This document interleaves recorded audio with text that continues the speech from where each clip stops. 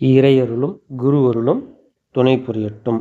ஈன்றெடுத்த தாய் தந்தையரை வணங்கி மதிமயக்கத்தில் வியந்திருக்கும் என்னை சிந்தனை ஆற்றலுக்கு எடுத்து வந்த குருமகானை வணங்கி நாளொரு கவியாக சிந்தனைகளை பார்த்து வருகின்றோம். அந்த வகையில் இன்றைய கவி உணவின் தன்மை என்ற கவியை பார்ப்போம். இதனுடைய முக்கிய உட்கருத்து என்ன சொல்கின்றார் சாமி என்றால், மருந்துக்கு பயன்படக்கூடிய பொருட்கள், உண்ணக்கூடிய உணவுகள் எதுவுமே போதையாகவும் தன்னை மயக்கக்கூடிய ஒரு நிலையில் இருக்காது என்பது உண்மை கருத்து. இதை போலவே உணவும் பார் முழுவதும் சமத்துவமாக பொதுமயலாக கிடைக்க வேண்டும் என்பது உட்கருத்து. கவிக்குள் செல்வோம். மருந்துக்கு உபயோகம் கொள்வதல்லால் மதிமயக்கும் போதை பொருள் இருந்திடாது. விருந்தென்று யாருக்கும் எவரும் இல்லை. விலைக்காக விற்கின்ற பொருளே இல்லை. பொருந்தும் முறையிலே உலக மக்கள் எல்லாம் பொதுவாக உணவு திட்டம் வகுத்து ஆங்காங்கே இருந்து வரும் வெப்ப தட்ப இயல்புக்கேற்ப எந்தவித தேவையும் கூட்டிக் கொள்வோம் என்கின்றார் அருள் தந்தை அவர்கள். அதாவது மருத்துவத்திற்காக பயன்படக்கூடிய பொருட்கள் எதை நீங்கள் எடுத்துக்கொண்டாலும் அது மயக்க நிலையிலேயோ இல்லை போதை நிலையிலேயோ தங்களை எடுத்துக்கொள்ள முடியாது.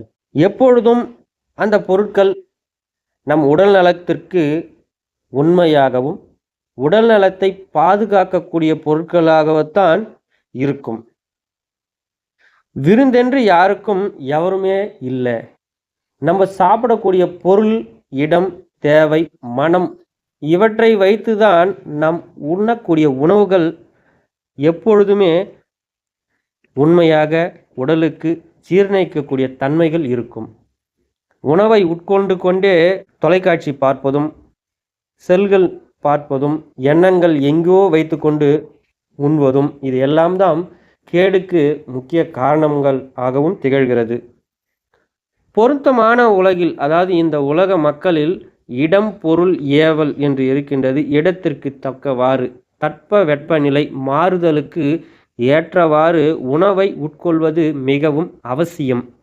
இப்பொழுது வெயில் அதிகமாக இருக்கின்றது. அந்த வெயில் அதிகமாக இருக்கின்ற பொழுது நாம் உட்கொள்ளக்கூடிய உணவு எப்படி இருக்க வேண்டுமென்றால், இயற்கை முறையாக பழங்களும் நீர் சம்பந்தப்பட்ட பழங்களை உட்கொண்டால் உடல் ஆரோக்கியமாக இருக்கும். குளிர் காலங்களில் நம் கொஞ்சம் வெதுவாகவும் இருக்கக்கூடிய பொருட்களை உட்கொண்டால் உடல் நம் ஏற்றுக்கொள்ளும். அதுபோல உணவை எந்த விதத்தில் தேவையோ எந்த விதத்தில் குறைவோ அதற்கு ஏற்றவாறு நம் உணவை உட்கொள்ளுவதே சிறந்த முறையாகும். மற்றும் இந்த டிவிஎம் சேனலில் இணைந்துள்ள அனைவருக்கும் தமிழ் புத்தாண்டு நல்வாழ்த்துக்கள் கூறி விடைபெறுகின்றேன். வாழ்க வளமுடன்.